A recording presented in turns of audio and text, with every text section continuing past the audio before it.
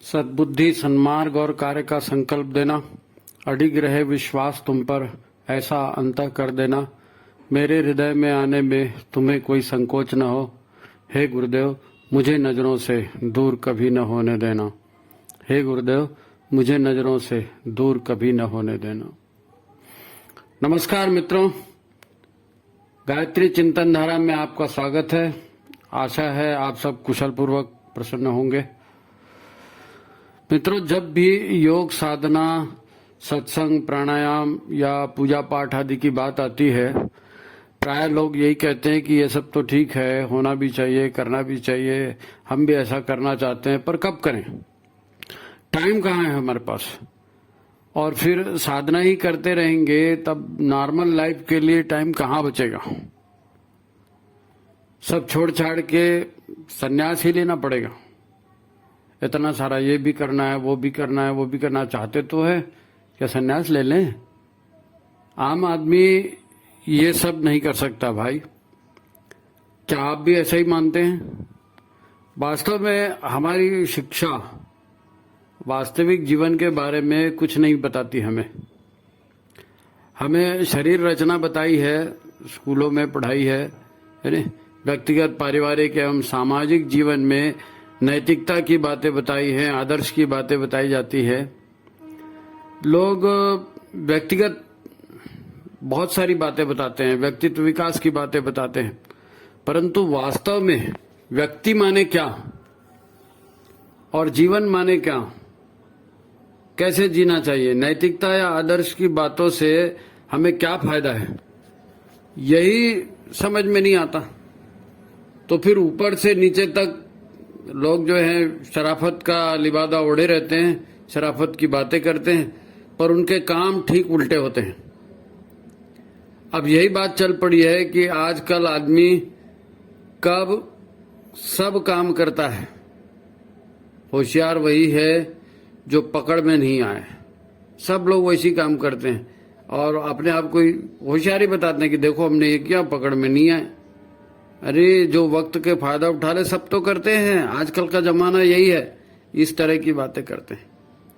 अच्छा, इन सब को ठीक मान भी लें तो आदमी को फिर स्वस्थ और सुखी और प्रसन्न होना चाहिए, क्योंकि साम दाम दंड भेद, हर तरह से आप सुखी होने की तो कोशिश कर रहे हैं, तो सुखी, संतुष्ट और स्वस्थ होना चाहिए।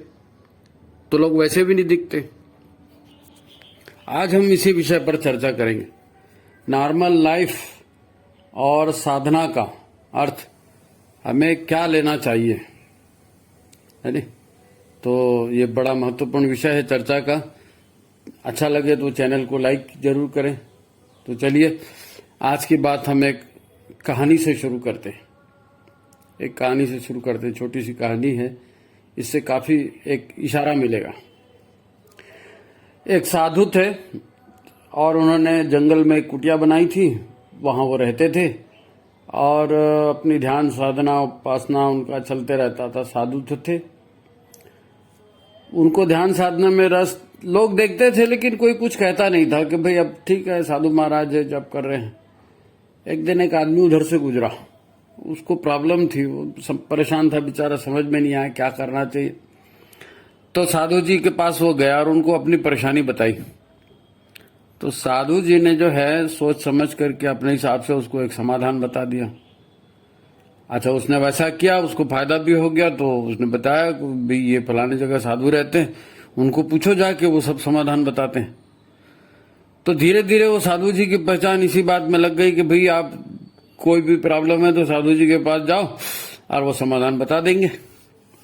अब ऐसा चलने लगा और धीरे धीरे बात जो है राजा तक पहुंच गई कि फलाने जंगल में एक साधु रहते हैं और वो लोगों की समस्याओं का समाधान करते हैं, सटीक समाधान होता है। तो राजा ने भी सोचा कि भाई अपने राज्य में बहुत सारी प्रॉब्लम है, अर्थ को लेके, सेना को लेके और न्याय को लेकर बहुत सारी प्रॉब्लम है, तो क्यों ना साधु जी को यहीं बुला लिया जाए। जब वो वहां गांव के लोगों की समस्या का समाधान करते हैं तो यहाँ का भी कर देंगे। अब वो मंत्री जी, सेनापति, राजा, ये सब घोड़े में बैठ करके और साधु जी के आश्रम में वहां जंगल में पहुंच गए, जहां कुटिया बना के रहते थे स्वामी जी। राजा ने उनको प्रणाम किया, दंडवत किया, उनको बोला महाराज आपकी बड़ी ख्याति सुन के आपके पास आए हैं, आप लोगों की समस्या का समाधान करते हैं, तो राज्य की समस्या का समाधान करिए, हमारे साथ राजधानी में चलिए, आपको वहां किसी तरह की तकलीफ नहीं होगी। और जो लोक सेवा आप यहाँ करते हैं तो वो पूरी राज्य की सेवा हो जाएगी। हमारे यहाँ तो पूरे राज्य भर से लोग आते हैं, उनकी अपनी अपनी प्रॉब्लम होती है, न्याय की भी समस्या होती है, तो आप वहां जाएंगे तो लोगों के साथ भला हो जाएगा, लोगों को न्याय भी मिलेगा, राज्य का फायदा होगा इतने सारे लोगों का। तो आप चलिए। लेकिन साधु जी ने कहा नहीं भाई, मैं यहीं ठीक हूं और यहीं मेरी अपनी छोटी सी जिंदगी चल रही है, ध्यान साधना भी करता हूं, और ये समाधान वगैरह तो ये मेरा उद्देश्य नहीं है, मैं तो ध्यान साधना के लिए आया था। लेकिन राजा राजा हैं, मंत्री मंत्री हैं, उन्होंने बहुत सारी बातें बोली और उनको इस बात का ये दिलाया कि भाई आप एक बड़ा सेवा कार्य करने जा रहे हैं, भाई हजारों लोगों की सेवा हो जाएगी।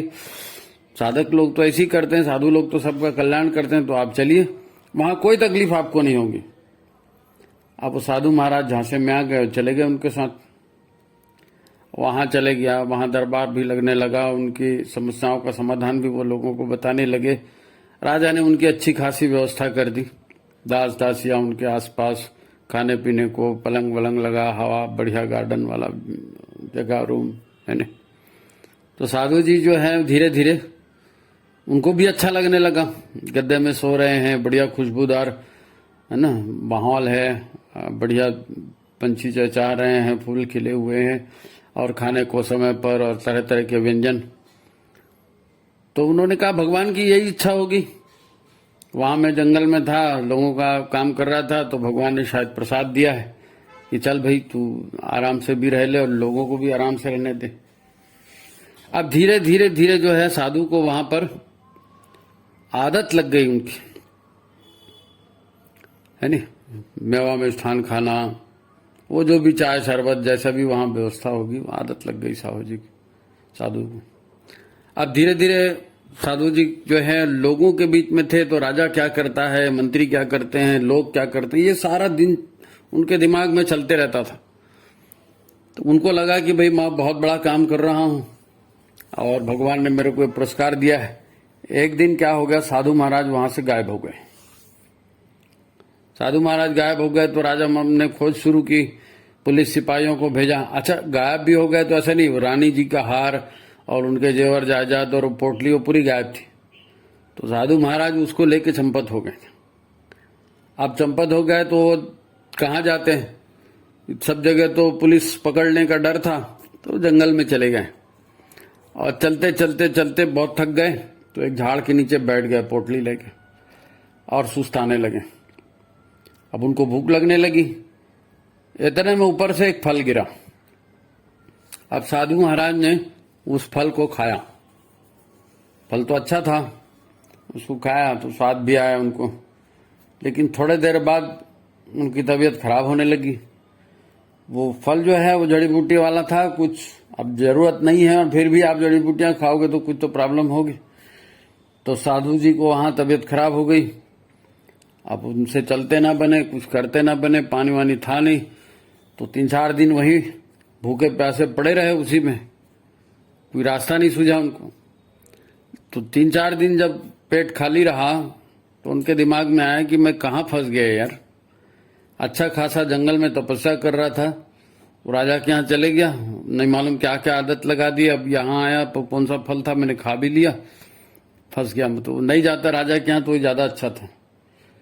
फिर इतने दिन की साधना थी, तो मन जब निर्मल हुआ भूखे रह के, तो उनको लगा कि नहीं ये ठीक नहीं है, भले लड़खड़ाते धड़खड़ाते कैसे भी हो राजा के पास जाते हैं, उनकी धन संपदा वापिस करते हैं।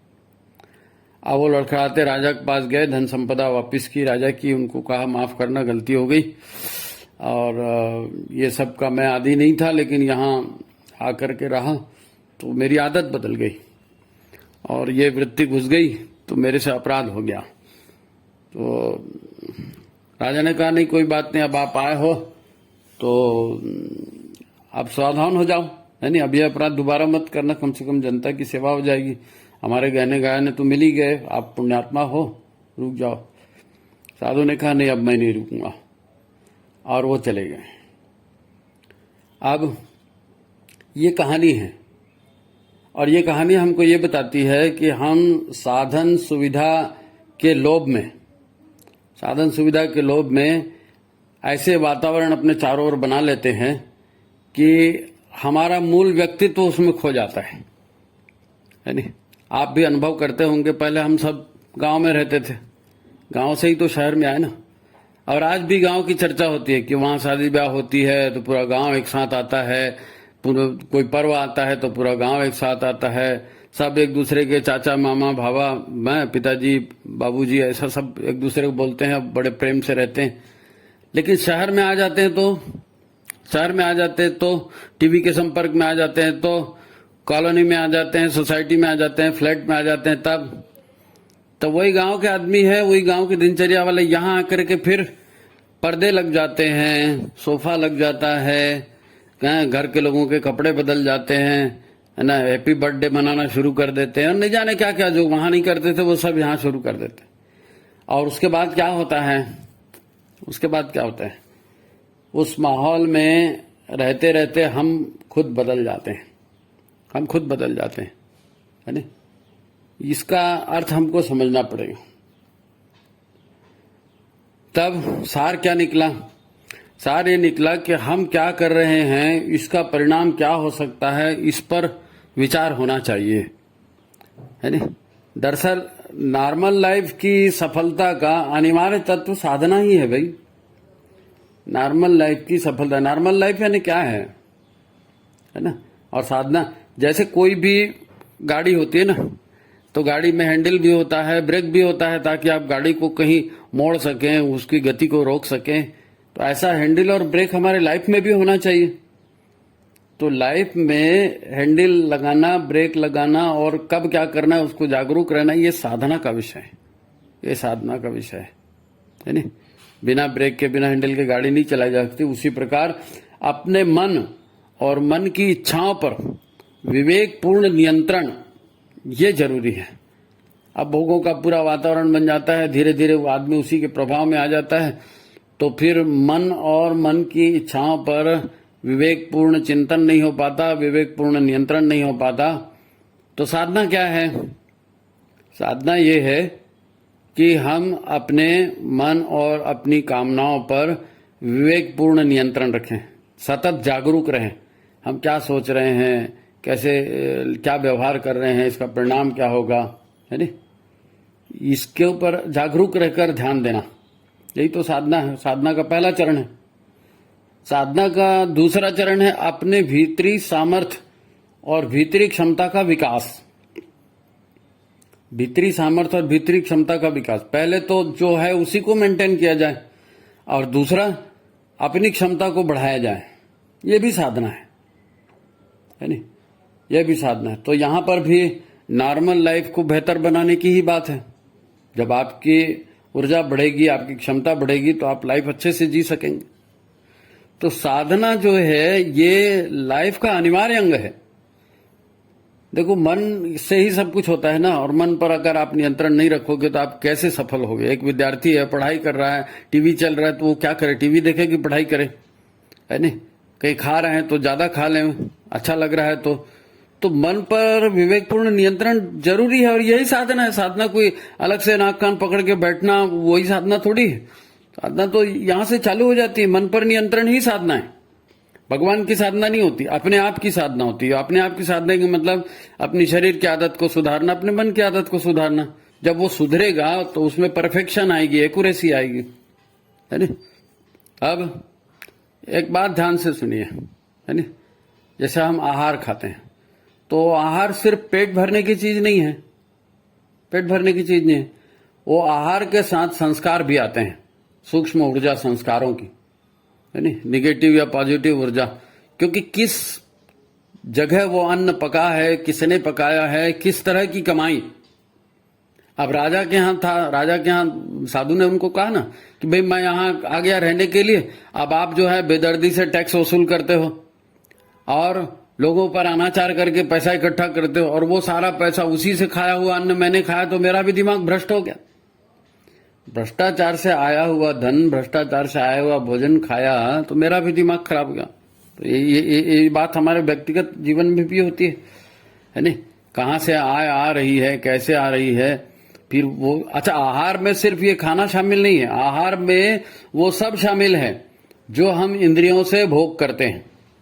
आप कान से सुनते हैं, आंखों से देखते हैं, मुंह से बोलते हैं, है नहीं, बहुत सारी चीजें हैं जो बाहर से आप इनपुट शरीर में होते रहता है।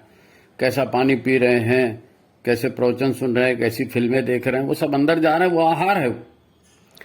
अब ये सारी चीजें अंदर जाएंगी तो मन को ही प्रभावित करेंगे, है नहीं।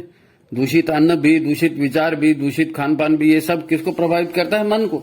मन जब उससे प्रभावित होगा तो आप अपने टारगेट को कैसे अचीव करोगे? एक विद्यार्थी है, एक नौकरी पेशा व्यक्ति है, एक महिला है, घरेलू काम करती है ना, वो उसको सबको अपना टारगेट पूरा करना होता है। अब मन में दूसरी बातें आ जाएगी तो आप क्या करोगे? उसकी इच्छा को पूरी करोगे मन की, तो बाकी छूटने लगेगा, तो वो भसक जाएगी लाइफ। ऐसे ही होता है। अच्छा, संगति और वातावरण भी हमारी नॉर्मल लाइफ को प्रभावित करते हैं। आप गांव से शहर में आ जाते हैं, संगति बदल गई, वातावरण बदल गया, तो लाइफस्टाइल बदल जाती ना, बदल जाती है। गांव का रहने वाला आदमी शहर में आके और ज्यादा मॉडर्न दिखाने की कोशिश करता है अपने आप को। ये सब संगति और वातावरण का असर है। इन सारी बातों पर विवेकपूर्ण नियंत्रण, ये साधना है, ये नॉर्मल लाइफ का आवश्यक तत्व है। साधना नॉर्मल लाइफ का आवश्यक तत्व है। आप अगर बदल जाओगे और आपके व्यवहार अगर खराब हो जाएगा तो उसका असर आपके ऊपर भी पड़ेगा। साधना मतलब ऐसा नहीं कि किसी देवी देवता के सामने बैठ गए और घंटों बैठ गए और ये फूल चढ़ा रहे हैं, वो फूल चढ़ा रहे हैं, वो माला घुमा रहे हैं, वो साधना नहीं है। साधना जीवन साधना की बात हम कर रहे हैं। वो कर सकते हैं तो उसका अपना अलग विधान है, पूजा पाठ का अलग विधान है, जाप का अलग विधान है, वो उसके विधि से करेंगे तो उसका परिणाम निकलेगा। लेकिन सामान्य जो उसको साधना कहते हैं, आप मत सोचो कि हमको साधना नहीं करनी है या हमारे पास साधना के लिए समय नहीं है। अरे आप जी रहे हो ना, तो जो भी काम कुशलता से कर रहे हो करना है। योगा कर्मसु कौशलम, किसी भी काम को आप कुशलता से करिए, अपना स्वार्थ उसमें मत घुसेड़िए, लोगों का हित भी उस ध्यान में रखिए, तो बस है ना, साईं इतना दीजिए जामे कुटुंब समा, ये साधना ही तो है। तो ये तो जागृति में रहने की, होश में रहने की बात है। जागृति में होश में रहेंगे तो एक्सीडेंट नहीं होगा, है नहीं। मन तो कहेगा कि आराम करो, मन तो कहेगा मनोरंजन करो, है नहीं। मन जो है ये सब बातें मेहनत कर रहे हैं, यहां भाग दौड़ कर रहे हैं, वो सब फालतू है, शॉर्टकट में होता है। देखो पड़ोसी ने किया तो हम भी कर रहे हैं, ऐसा मन कहता है। तो ये सब नॉर्मल हमको लगता है कि सब लोग कर रहे हैं। आज की नॉर्मल लाइफ की मूल बात क्या है? मूल बात यही है कि भ्रष्टाचार हो रहा है, खाना पीना हो रहा है, पार्टियां हो रही हैं, हैप्पी बर्थडे हो रहा है, कपड़े तरह तरह के आ रहे हैं, गाड़ियां तरह तरह की आ रही है, ये सब नॉर्मल है। जरा सा कोई आदमी पैदल चले तो उसको कह देता है, क्या आदमी पैदल जाने की क्या जरूरत है, गाड़ी ले जा, तेरी नहीं तो मेरी ले जा भाई। ये सब आपको बोल बोल के आपकी आदत खराब करने वाली बात। आप शारीरिक श्रम से दूर हो जाएंगे, है नहीं। इसीलिए तो आदमी फिजूल खर्ची करता है। निष्क्रियता से तरह तरह के काम करेगा तो तरह तरह की समस्याएं पैदा करेगा, दुश्चिंतन और निष्क्रियता से। आखिर आप सोच के देखो, आज सबको क्या प्रॉब्लम है नहीं। आप जानते हो वो किडनी, शुगर और आर्थराइटिस और बीपी और हार्ट और ये सब कॉमन प्रॉब्लम क्यों हो रहा है कि सबकी लाइफस्टाइल एक ही जैसी हो गई है। गांव में थे तो कुछ नहीं होता था, अब तो गांव में भी होने लगा, वहां की भी लाइफ ऐसी होने लगी। लेकिन पशु पक्षी आचरण करते हैं, उनको तो ये सब नहीं होता है, हमको होता है। क्यों? क्योंकि हमने जीवन के नियमों को तोड़ दिया, है नहीं। चरे वेती लगातार चलते रहिए, मेहनत करते रहिए, सबका कल्याण करिए, है ना, सद्बुद्धि धारण कीजिए, सत्कर्म कीजिए, ये जो बातें थी। अब बातें होती है नैतिकता की। नैतिकता ये कहती है कि ऐसा करना चाहिए, नैतिकता वो कहती है तो ऐसा करना चाहिए, नैतिकता की बातें सिखाई जाती। लेकिन नैतिकता की बातें फिर ढोंग धतूरा हो जाता है, क्योंकि हमको उसमें अपना फायदा नहीं दिखता। सच बोल के क्या होगा, मिल रहा है तो क्यों न लें, है नहीं। ऐसे आदमी तर्क लगाता है और आराम की चीज लाता है तो फिर आराम के संस्कार भी उसके साथ आएंगे। आज का आदमी जो है ओवर थिंकिंग और ओवर ईटिंग से परेशान है। ओवर थिंकिंग और ओवर ईटिंग, कहां से शॉर्टकट मारा जाए, उसने ऐसा किया था मैं ऐसा क्यों नहीं करूंगा, पिछले बार ऐसा हुआ था प्लान। अरे भाई जोड़ तोड़ से क्या होगा, जोड़ तोड़ से क्या होगा। और मिल जाता है तो लोगों के दिमाग में लोगों को ये भी नहीं मालूम कि शरीर को ठीक कैसे रखना है, मन को ठीक कैसे रखना है, क्योंकि साधना वाला सब्जेक्ट तो कहीं पढ़ाया ही नहीं गया ना आपको। जीवन साधना है। हनुमान जी की, शंकर जी की साधना नहीं, वो सब सदा सदा है। साधना अपने मन की करनी है, उसको भटकने से रोकेंगे तो चित्त में एकाग्रता आएगी, एकाग्रता से कोई भी काम करेंगे तो सफल होगा। तो नॉर्मल लाइफ में सफल होना है तो आपको जागरूक रह करके और ध्यान देना पड़ेगा इस बात पर कि लाइफ कैसे ठीक हो सकती है। नॉर्मल लाइफ के लिए साधना है। साधना जो जंगल में जाके तब कर रहे हैं, बैठ रहे हैं, वो अलग है, वो अलग है। वो अपने जो अस्तित्व है उसको और ज्यादा तपाने की, चेतना के उन्नति की बात है, वो भी इसके साथ जुड़ी है। ये बेसिक चीज है, उसको जाके करेंगे तो और ज्यादा है। नहीं तो आपको कोई जंगल में जाने के लिए नहीं बोल रहा है, ये नॉर्मल लाइफ जीते हुए आप साधना की बातें कर सकते हैं, है नहीं। अब इस पर नियंत्रण मन की साधना से होगा। मन जागरूक रहेंगे तो मन के भीतर प्रश्न आएंगे, भी ये करूं कि नहीं करूं, ऐसा करने से क्या होगा। तब आप हैंडल और ब्रेक का इस्तेमाल करेंगे, है नहीं। बिना इसके नॉर्मल लाइफ भी ठीक नहीं चल सकती। आप अनैतिक कार्यों से जीवन में सफलता तो पा लेंगे, पर इसके नकारात्मक संस्कार आपके भीतर पनपेंगे, आपके मनोमय शरीर को, आपके भाव शरीर को, सबको विकृत कर देंगे, विकृत कर देंगे। अच्छा, ईश्वर के संबंधित जितने भी ये काम होते हैं ना, पूजा पाठ, ध्यान साधना, लोग बैठते हैं, है ना, पवित्रता के साथ, और ये सब कर्म वगैरह करते हैं, तो ये जो पूजा पाठ की जो संस्कार की बात यहाँ पर हमको कही जाती है, हम सामान्यतः उसको साधना मान लेते हैं, है नहीं। कि ईश्वर की कृपा पाने के लिए, अमुक देवी देवता की कृपा पाने के लिए अमुक का जाप करना जरूरी है, अमुक व्रत करना जरूरी है, फिर ऐसा व्रत होना चाहिए, फिर वैसा व्रत होना चाहिए, कथा कहानी, वो एक अलग आयाम है। और वो सब जो है ना, वो उनका अर्थ क्या होता है पूजा पाठ का, और ये जो श्लोक पढ़ते हैं, आरती चालीसा पढ़ते हैं, इसका क्या अर्थ होता है। इसका अर्थ ये होता है कि अपनी पात्रता का विकास करना, अपनी पात्रता का विकास करना, आपकी जो क्षमता है उस क्षमता को बढ़ाना, आपके नॉलेज को बढ़ाना, और अच्छाई के संपर्क में आएंगे तो सफलता मिलेगी, है ना। सत्य, न्याय, प्रेम, कर्तव्य, करुणा, सेवा, ये सब भाव उभारने के लिए वो सब किया जाता है ना। तो आत्मशक्ति का विस्तार उसमें होगा, पवित्रता का विस्तार होगा। अब आप सोचिए कि यदि साधना के इस तरह का जीवन नहीं रहेगा, अच्छा, और भाव रहित कर्मकांड करेंगे। अब मान लो कर्मकांड आप कर रहे हो, पूजा पाठ भी कर रहे हो, देवी देवता को भी ले आए, अपने घर में मूर्ति फोटो ले आए और कर रहे हो, और आपकी भावना उसके साथ नहीं जुड़ी है, तब योग तो यही है ना, योगा कर्मसु कौशलम। तो कुशलता से पूजा पाठ भी भावना सहित होना चाहिए। भावना रहित हो गया तो फिर नहीं बनेगा, है ना। भाव समर्पण हो ही नहीं रहा है तो वो जो देवी देवता या गुरु महाराज या जो भी आप कर रहे हो पूजा पाठ, उसका भी असर नहीं होगा, है ना। उल्टा दिखावे की लत लग जाएगी कि देखो मैं इतने घंटे जाप करता हूँ, देखो मेरे पास अमुक देवता की फोटो है, मेरे इतने बड़े बड़े फोटो लगाए, हम तो पूरा ड्रेस पहनते हैं, हम तो इतने दिन से जुड़े, ये और एक अहंकार वाली बात और जुड़ जाएगी।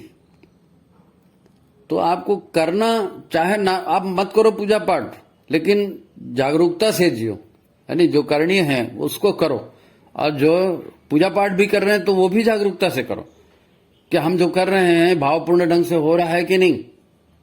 अगर नहीं हो रहा है तो वो फिर समय वेस्ट हो जाएगा आपका, वो समय वेस्ट हो जाएगा। अन्न से शरीर बनता है, अन्न के संस्कार, है ना, जीवन व्यवहार की दिशा को तय करते हैं।